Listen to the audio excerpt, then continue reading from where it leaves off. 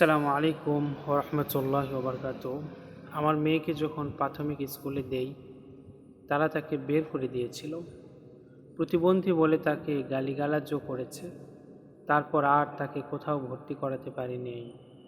সেই থেকে বুকের ভিতর অনেক যন্ত্রণা হতো। সেই যন্ত্রণা থেকে আজ আমার এই প্রতিষ্ঠান আমার মেয়ের কারণে বিশ্বে নারীর তালিকায় আমাকে স্থান দিয়ে সম্মানিত করেছে। আমি আপ্লুত।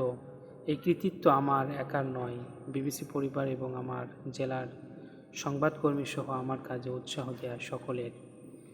আপনাদেরকে যে লেখাটি পড়ে শোনালাম, এটি বিবিসির একটি প্রতিবেদন থেকে নেয়া।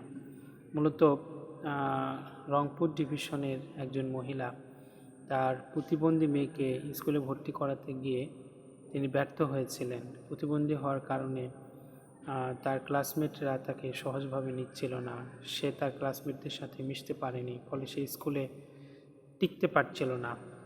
এই দুঃখ থেকে, এই বিরহ থেকে সে এমন একটি স্কুল চালু করে যেখানে শুধুমাত্র প্রতিবন্ধীরাই পড়বে, এবং একটা সময় সে সফল হয় এবং সে তার এই কৃতিত্বটা ছড়িয়ে পড়ে দিক দিগন্তে, নিউজ হয়, সবাই লেখালেখি করে, জানাজানি হয়।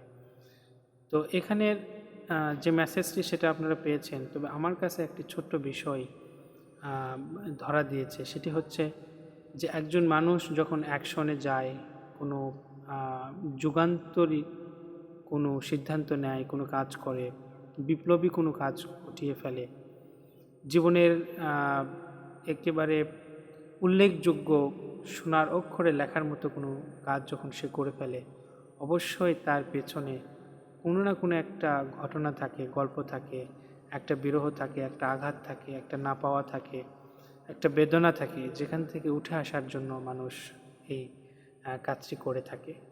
তো দুঃখ, বেদনা এগুলো আমাদের জীবনের অংশ, সাথে সাথে এগুলো আমাদের চলার অনুপ্রেরণা।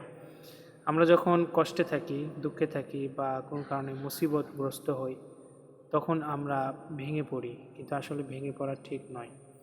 কারণ এই দুঃখই আমাদেরকে হয়তো সামনে চলার পাথেয় হয়ে দাঁড়াবে।